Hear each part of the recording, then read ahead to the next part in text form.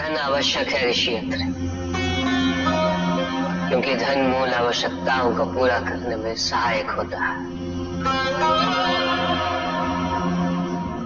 किंतु जब कोई व्यक्ति इच्छाओं को आवश्यकता समझने लगे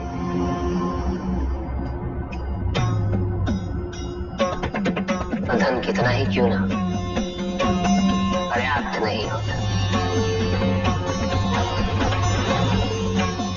क्योंकि इच्छाएं अंतहीन है। इसलिए मनुष्य कभी ना समाप्त होने वाली इच्छाओं की पूर्ति हेतु धन संचय को ही अपने जीवन का लक्ष्य समझ लेता है।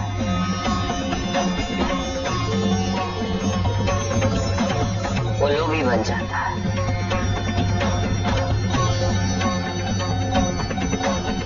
भूल जाता है कि उसके जीवन का मुख्य लक्ष्य ईश्वर के समीप आना है।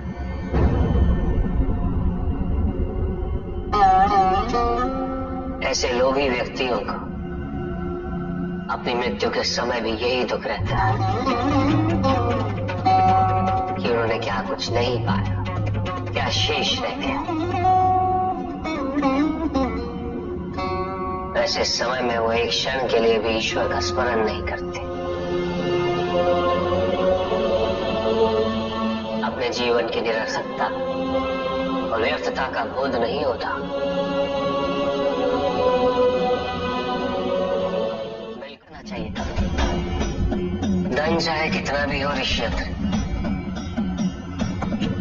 मूल आवश्यकताएं तो केवल उतनी ही। तन ढकने के लिए वस्त्र, पेट भरने के लिए आहार और शरण के लिए भवन। इन आवश्यकताओं के पूर्ण होने के पश्चात जो भी है वो इच्छा है। धनी व्यक्ति के पास जो भी अतिरिक्त धन होता है वो उसे दान करना चाहिए, उनके उद्धार के लिए जो अपनी मूल आवश्यकताओं को पूरा नहीं कर सकते।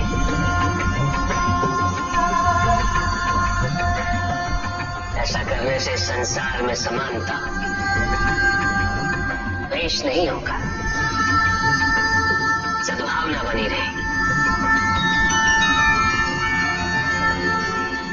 किंतु कुछ व्यक्ति इस तथ्य को समझ ही नहीं पाते।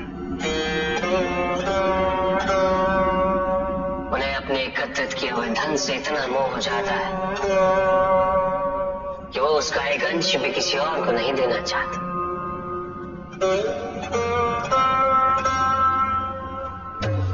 ऐसे व्यक्तियों की सूची में सर्वप्रथम स्थान कुबेर का है।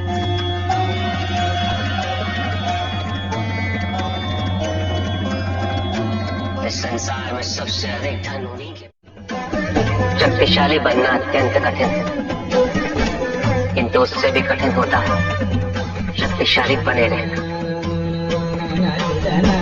और इसके लिए आवश्यक है कि हम शक्तियों से प्राप्त हुए उत्तरदायित्व का सम्मान करें।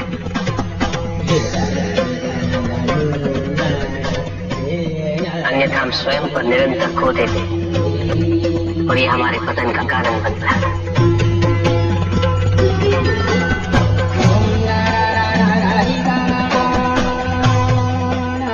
युद्ध में की गई भूल और उपलब्धियों से कुछ न कुछ सीखना आवश्यक है कार्तिक।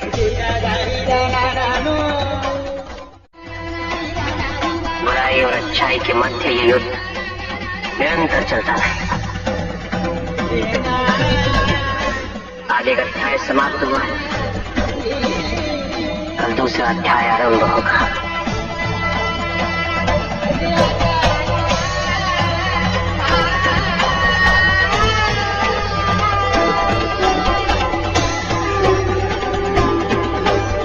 जब तक इस समस्त संसार में बुराई है तो अच्छाई भी होगी, किंतु अच्छाई और बुराई के युद्ध में जीत सदैव अच्छाई की ही होगी। आध्यात्मिक कार्य के लिए शरीर को, सीमाओं को और अहम को तोड़ना और उसे पार करना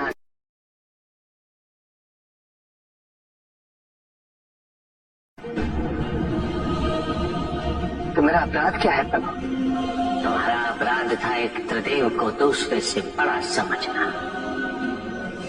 उनमें भेद करना, उनमें तुलना करना।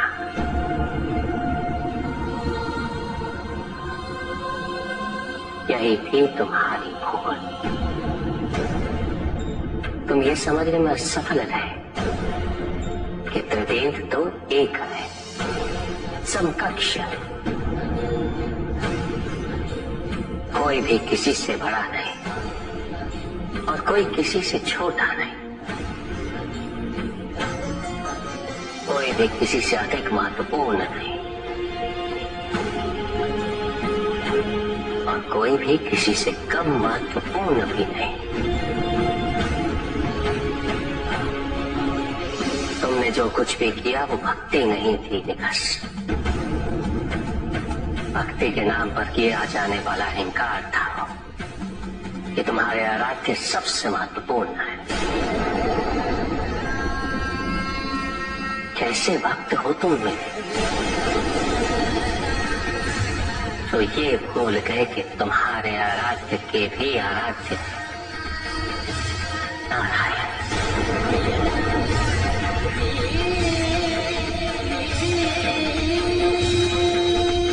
भक्त यदि सच्चा तो उसके पास अपने आराध्य को पाने की अतिरिक्त ये सोचने का समय ही कहाँ होता है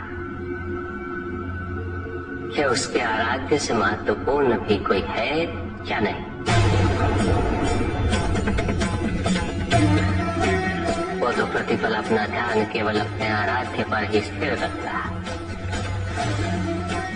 और जब ऐसा होता है निकस तो ना तुलना होती है, ना प्रतिस्पर्धा होती है, और ना ही किसी प्रकार की कोई ईर्ष्या होती है। बात तो केवल आनंद की अनुभूति ही विद्यमान होती है।